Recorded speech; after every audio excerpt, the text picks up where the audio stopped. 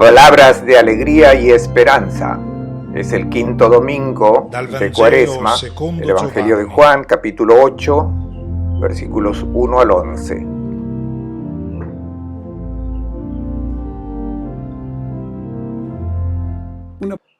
Un buen domingo para todos.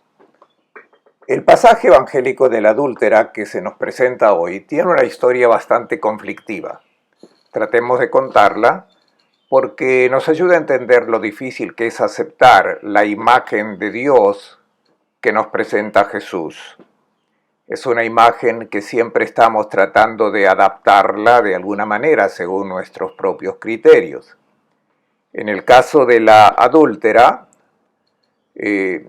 tampoco ya no nos sorprende tanto lo que Jesús dijo e hizo. En el fondo corresponde básicamente con lo que pensamos, que esta adúltera estaba muy arrepentida, demostrando que no volvería a cometer el mismo error, y por eso Jesús la perdonó, le dio la absolución. Lo que pasa es que no hay ninguna señal de que estuviera arrepentida. Los cristianos de los primeros siglos habían comprendido que estos trucos no funcionaban y por eso pensaron simplemente en eliminar esta página de los evangelios. Y durante 2 siglos, en la mayoría de los manuscritos antiguos de la Biblia, esta historia no aparece. Solo en el siglo III se encuentra en los evangelios. ¿Por qué en la iglesia de los 2 primeros siglos se intentó dejar de lado este episodio? ¿Por qué daba tanto problema? Porque contenía una frase discriminatoria pronunciada por Jesús que le dijo a la adúltera: yo no te condeno. San Agustín dio una explicación bastante interesante. Decía que algunos de los fieles de poca fe, o más bien los enemigos de la verdadera fe, probablemente temían que la aceptación del Señor para esta pecadora diera una licencia de inmunidad a sus mujeres. En resumen, los maridos, padres responsables de la comunidad, debieron haber pensado que la frase de Jesús, yo no te condeno, podría ser mal interpretada y entonces mejor quitarla de este texto. Sin embargo, la verdadera razón de la sospecha sobre este episodio es que en los primeros siglos de la Iglesia se había adoptado una pastoral muy rígida con respecto al perdón, una pastoral estricta que no iba bien con la misericordia que siempre mostró Jesús de Nazaret hacia los que se equivocaban en la vida. Hacia mediados del segundo siglo, el número de cristianos había aumentado mucho, pero la calidad había disminuido, de modo que los cristianos empezaron a justificar todo comportamiento y el pecado grave cometido después del bautismo ya no eran incidentes excepcionales, sino que se tomaban muy a la ligera y se le daba poca importancia a todo. Esta es la razón por la que en las comunidades cristianas se volvieron muy estrictos con los pecadores y había 3 pecados que no se perdonaban. Los que lo cometían eran expulsados de la comunidad. Eran renegar la fe, el homicidio y el adulterio.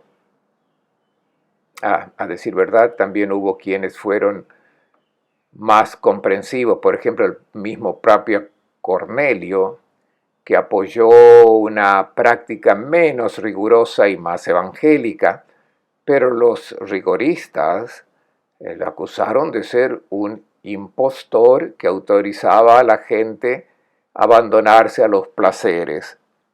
Esta tensión existía dentro de las comunidades.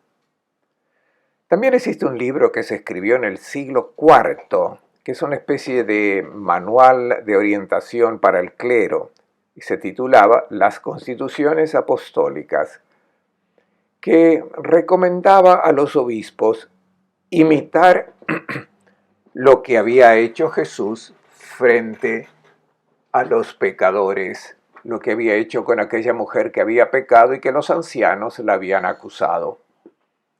Pero la tendencia que prevalecía era la tendencia rigorista, y conocemos los nombres de los rigoristas que acusaron al Papa Cornelio, Tertuliano e Hipólito.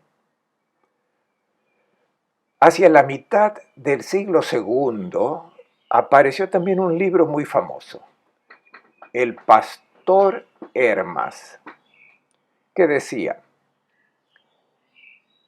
echan fuera a las personas que han cometido pecados muy graves después del bautismo, y los que cometían estos pecados solo tenían que confiar en la misericordia de Dios. Pero estas personas querían volver a estar en contacto con la comunidad, y entonces se introdujo una práctica de un perdón que era como un segundo bautismo. Quien había cometido estos errores tenía que hacer años de penitencia, ayuno, mortificación, oraciones, y luego se reconciliaba con la comunidad, pero solo una vez en la vida. Si volvía a pecar después, tenía que encomendarse a la misericordia de Dios. En este contexto, se exigía, si existía un texto que molestaba mucho a los rigoristas, era el de la adúltera, que socavaba la base de sus opciones pastorales. Sin embargo, visto con cierta sospecha, el pasaje siguió circulando y de hecho se encuentra en varias copias antiguas de los evangelios. Finalmente, como decía, en el siglo III consiguió encontrar su lugar en el Evangelio según Juan. Hoy los biblistas coinciden en que no es de Juan, sino que fue a parar allí porque nadie lo quería, y en un cierto momento se colocó en el capítulo 8 del Evangelio según Juan. El pasaje es de Lucas, y hoy también se sabe de dónde se lo sacó, nos dicen los biblistas. El lugar donde se encontraba originalmente era al final del capítulo 21 del Evangelio de Lucas. Que este pasaje haya sido escrito por Juan o Lucas, como ciertamente fue el caso, a nosotros no nos interesa. El estilo, el tema, el lenguaje es típico de este evangelista. Escuchemos ahora cómo se introduce este episodio. Jesús se dirigió al Monte de los Olivos. Por la mañana volvió al templo. Todo el mundo acudía a él y sentado los instruía. Tratemos de ambientar este episodio que creó tantos problemas en la iglesia primitiva. El evangelista señala que Jesús viene del Monte de los Olivos, viene del oriente, de donde sale el sol. El Monte de los Olivos es 60 metros más alto que la explanada del templo, que pueden ver a mi espalda. Jesús, por lo tanto, baja del Monte de los Olivos, cruza el torrente Cedrón y entra por la puerta oriental de la explanada del templo. A lo largo de este lado oriental estaba el famoso Pórtico de Salomón, que se menciona en el Evangelio según Juan y también en los Hechos de los Apóstoles. Y bajo este pórtico se sentaban los rabinos para dar sus instrucciones sobre la Biblia y también para dar consejo legal a los que se lo pedían. Noten que junto a la puerta oriental de esta entrada de la explanada del templo se muestra un primer edificio y luego otro edificio similar a la entrada del atrio de las mujeres. Se llamaban los tribunales superiores. En cada uno de estos edificios, todos los días, de la mañana a la noche, se reunían 23 jueces para resolver los casos más importantes. En cada ciudad había tribunales de justicia. Incluso en la sinagoga se pronunciaban los veredictos. Pero en los casos graves había que ir a Jerusalén, donde se administraba justicia en nombre de Dios y según las disposiciones de la Torá. Se indica también un tercer edificio, aún más importante. Allí abajo estaba la famosa sala de las piedras cuadradas, Lishkat Hagatzit en hebreo, como aparece en el recuadro. Era el lugar donde se reunía el Sanedrín. Estaba conformado por 71 jueces, presididos por el sumo sacerdote que en la época de Jesús era Caifás. El Sinedrio también podía dictar sentencias de muerte, pero para ejecutar esta sentencia tenía que pedir autorización al gobernador romano, como sucederá en el caso de Jesús. En Jerusalén, la justicia siempre se administraba en nombre de Dios, incluso en la época de los reyes. Recordemos el Salmo 122, aquel peregrino que llega al Monte de los Olivos y dice: ¡qué alegría cuando me dijeron iremos a la casa del Señor! Y luego, contemplando el templo del Señor y a la derecha el templo, el palacio del rey, donde se administraba justicia, dice: allí reside el tribunal de justicia, el tribunal de la casa de David. De hecho, el rey pronunciaba sentencias en nombre de Dios. Cuando llegaba al trono, no era un legislador, solo tenía que hacer cumplir la ley de Dios. En el día de su coronación, se le daba una copia de esta palabra de Dios que tenía que hacer cumplir. En este templo la justicia se aplicaba en nombre de Dios.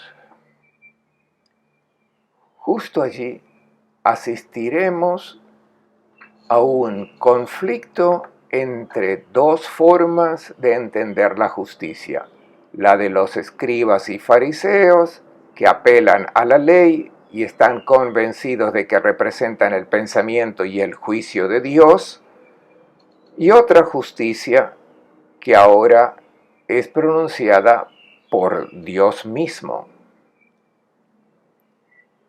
Notemos la naturaleza simbólica de los detalles en los que se enmarca esta narración.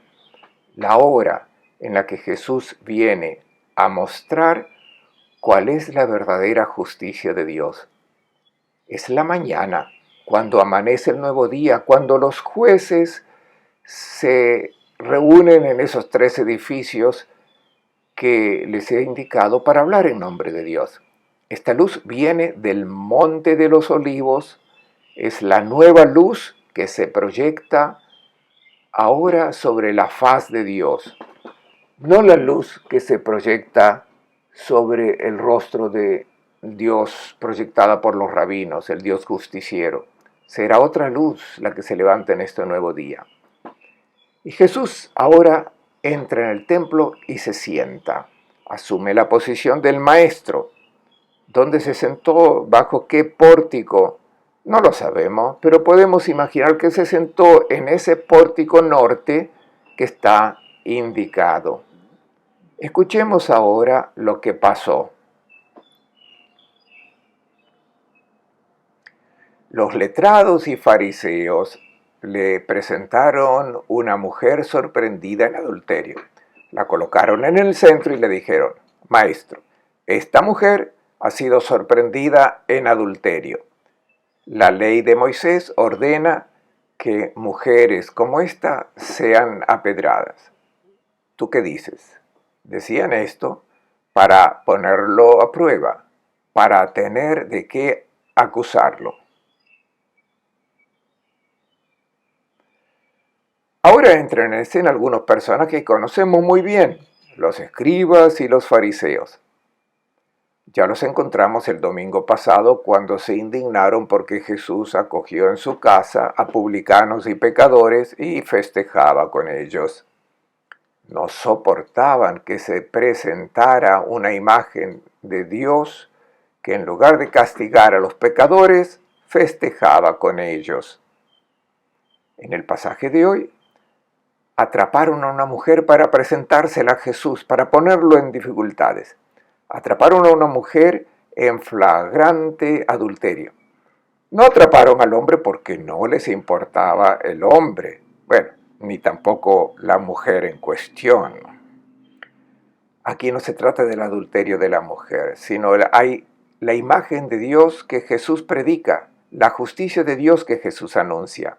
No pueden aceptarlo. El adulterio de esta mujer es solo una excusa para poner una trampa a Jesús. Ponen a la mujer en el medio, el mal en el centro de atención, y frente a esta maldad quieren que se pronuncie.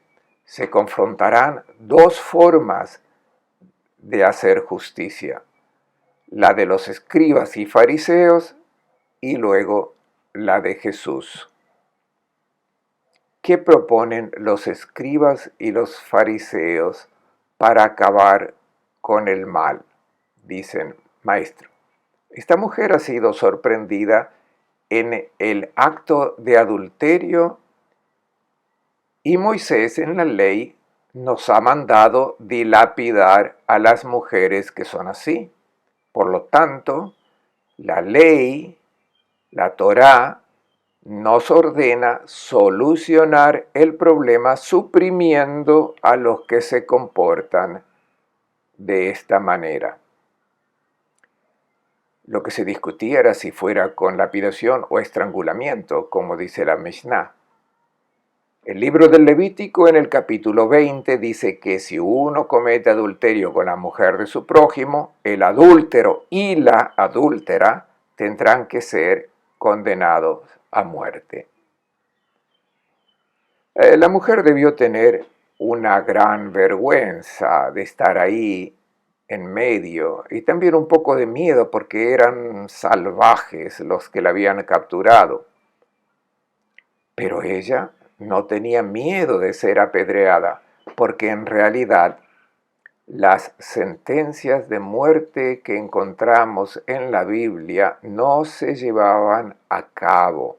Después de todo, el libro del Talmud, que es el libro sagrado, que recoge las tradiciones sagradas de Israel, afirma que un Sanedrín que decretara una pena de muerte cada 70 años se consideraría extremada y excesivamente severo.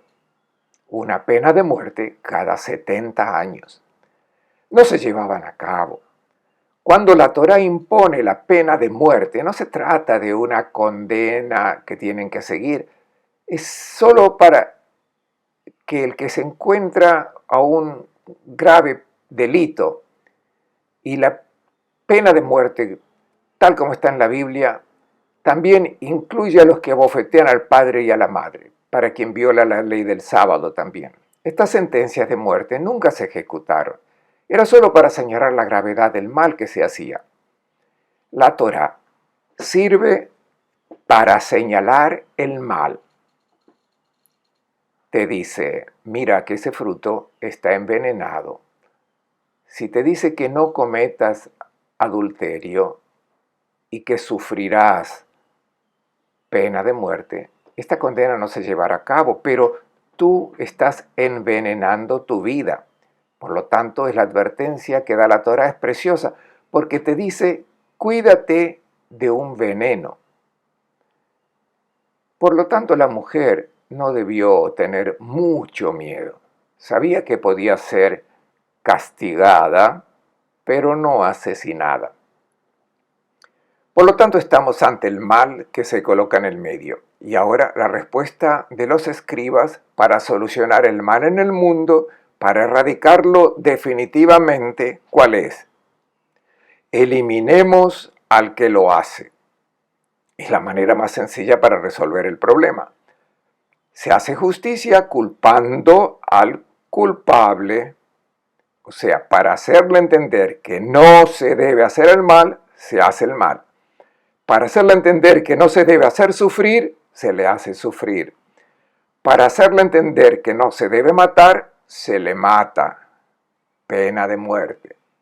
Los que razonan de esta manera también creen que tienen de su parte la ley de Moisés. La pregunta a Jesús. Nosotros hemos hecho nuestra propuesta de eliminar el mal, suprimiendo a los que lo hacen. ¿Tú qué dices? ¿Cómo haces tú justicia? Y continuó el relato del evangelista diciendo que le dijeron esto para ponerle a prueba, para tener un motivo para acusarle. Por lo tanto, el objetivo, egrasein en griego, es tenderle una trampa. Y piensan que lo han atrapado porque o reniega la imagen de Dios que ama a los pecadores y a los publicanos, y por eso Jesús tiene que cambiar su vida, o se pronuncia contra la Torá. Si se pronuncia en contra de la Torá, ahí está el Sanedrín a 2 pasos, y así será fácil atraparlo. Lo llevan ante el sumo sacerdote y recibe un castigo ejemplar. Le han preguntado, ¿tú qué dices? ¿Cuál es tu justicia? Veamos cómo procede Jesús. No responde a su pregunta, sino que hace un gesto extraño. Escuchemos. Jesús se agachó y con el dedo se puso a escribir en el suelo. Como insistían en sus preguntas, se incorporó y les dijo, el que no tenga pecado, tire la primera piedra.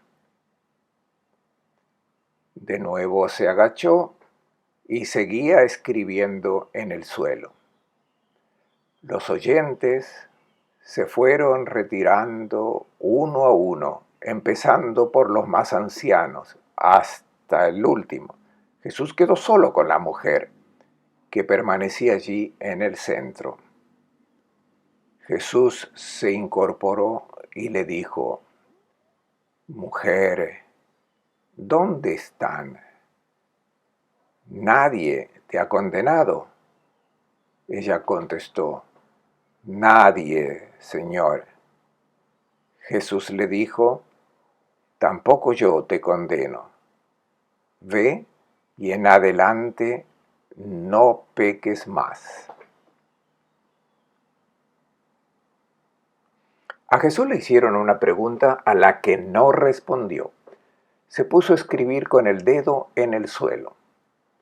En su lugar probablemente hubiéramos empezado inmediatamente a discutir con los escribas y fariseos, mostrando que su interpretación de la Torá era incorrecta, o los hubiéramos reprobado por sus malas intenciones, y le hubiéramos dicho, mira que me di cuenta de que no les importa la mujer adúltera para nada, lo que quieren es condenarme.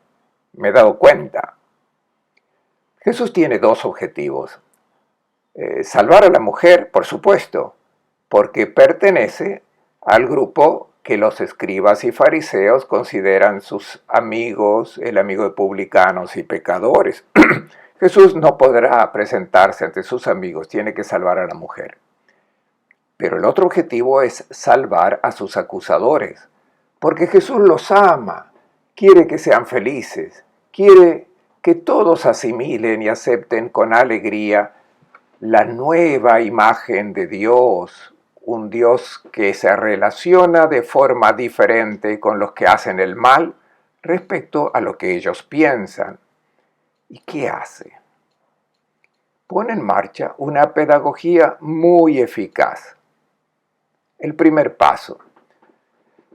Sabe que se enfrenta a un grupo y todos sabemos cuál es la ley del grupo. la gente se junta y empiezan a hacer cosas desagradables y también cosas malas y no se sienten responsables, porque fue el grupo, no yo. Lo primero que hay que hacer para recuperarlos es sacarlos del grupo, empezar a hacerlos reflexionar, hacerles tomar conciencia de que son responsables de lo que hacen. Este es el primer significado del gesto de Jesús. Es el silencio que se crea alrededor de él. El silencio da miedo, porque si nada te distrae, tienes que reflexionar, tienes que pensar, y es fácil entonces que salgan a la superficie algunos pensamientos perturbadores que siempre has tratado de eliminar. Es como si Jesús dijera, detente un momento en ese silencio. Haz una reflexión, piensa en ello. Trata de preguntarte qué te movió a traer a esta mujer aquí. La mujer se ha hecho daño a sí misma y a su marido, y quizás arruinó a su familia y también a otras familias. Al ponerla allí en medio, ¿has resuelto algo? ¿Pensaste en hacerle algún bien? ¿Pensaste que la estabas ayudando a recuperarse en la vida? ¿O quizás con tu comportamiento no añades más maldad a lo que ella ya ha hecho? ¿Cómo es que estás tan indignado con ella que no te ha hecho nada malo? Si piensas bien en las razones por las que la has traído aquí, quizás te avergüences de lo que has hecho. No te escondas en el grupo, sal fuera, busca dentro de ti. Y los acusadores no soportan este silencio. De hecho, la narración dice que empezaron a interrogarlo. No aguantan el silencio, los inquieta. El texto griego dice epimenon. Epimenein significa le cayeron encima. Entonces Jesús levanta la cabeza y dice, el que no tenga pecado, tire la primera piedra. Así es como Jesús procede a desbaratar el grupo. No que la lapiden todos a la vez, sino uno por vez, después de pensar y llegar a la conclusión de que son totalmente diferentes a ella, que no tienen pecados, que son puros, íntegros, porque si la solución al mal es la que proponen, es decir, eliminar al que lo hace, entonces que tengan cuidado, porque si ustedes son pecadores, entonces también ustedes deben ser eliminados. Quiero hacer ahora una reflexión para nuestros días. Para el grupo que tan a menudo está presente hoy incluso en las comunidades cristianas, este grupo debe ser disuelto. El grupo que tira las piedras de las habladurías, no de las calumnias. Espero que no se llegue a ese punto en las comunidades cristianas, pero los chismes, la difusión de errores que han llegado a nuestro conocimiento. Estas personas deben enfrentarse a su conciencia y antes de tirar esas piedras con la lengua, que piensen en ello. Quieren hacer el bien a las personas cuyos errores estás publicando. ¿Estás seguro de que un día no habrá alguien que te tire piedras a ti? Unas noticias picantes que difundes, ¿lo haces por el bien de tu hermano o hermana o por una satisfacción patológica que sientes y que al final te deja un sabor amargo en el corazón cuando difundes el mal que ha hecho a un hermano? Prueba a preguntarte si estarías contento si un día te tiren esas piedras. Bueno, después de haber pedido que no todos juntos sino uno por vez tiren las piedras. Después de haber dicho esto, Jesús vuelve de nuevo a escribir en el suelo con el dedo. Entonces nos preguntamos, ¿cuál es el significado de lo que hace Jesús? Porque el relato es corto y 2 veces se recuerda su gesto. Las interpretaciones que se han dado son muchas. La más tradicional es la de Jerónimo, que había dicho que Jesús empezó a escribir en la arena los pecados de los acusadores, y entonces claramente los mayores, que fueron los primeros en ser golpeados por Jesús, se fueron todos avergonzados. Jesús no hace de malo escribiendo cosas para avergonzar a los acusadores. Jesús los ama, quiere salvarlos, quiere liberarlos, no humillarlos. Por otra parte, no podía escribir en la arena porque en la explanada del templo no había arena. El suelo estaba empedrado, así que el dedo de Jesús se movía en la piedra. Tenemos que atenernos al texto, que no dice lo que escribió, simplemente dice que escribía con el dedo sobre la piedra. La referencia es claramente al único texto de la Biblia donde el dedo de Dios escribe en la piedra, en las 2 tablas, en el Decálogo. El Decálogo es la indicación que te dice cómo tienes que vivir, los errores que tienes que evitar. El veneno que te quita la vida te lo indica la Torá, pero escrita en piedra. Estas personas saben que cuando el dedo de Dios se movió, escribió la ley en la piedra. Pero el gesto de Jesús les dice, ustedes siguen pegados a la ley escrita en la piedra. ¿No recuerdan lo que dijo el profeta Jeremías, que anunció que un día Dios escribiría su ley no en la piedra, sino en el corazón? Entonces, cuando la ley no es externa al hombre, sino que está dentro de su corazón, este corazón le empuja a hacer el bien. Con su gesto, Jesús dice a los acusadores, pregúntense, ¿sus corazones siguen siendo de piedra o tienen un corazón que ahora se ha transformado, un corazón nuevo que ha asimilado los pensamientos y sentimientos de Dios? Y esta gente, cuando oyeron a Jesús y vieron que empezaba a escribir de nuevo, empezaron a apartarse, empezando por los mayores, los presbíteros, dice el texto griego. No porque fueran los primeros en estar avergonzados, sino que son los primeros que entendieron y se dejaron convertir por Jesús. Jesús consiguió este primer objetivo. Ahora, Jesús se queda solo con la mujer. Y la posición de los dos es importante.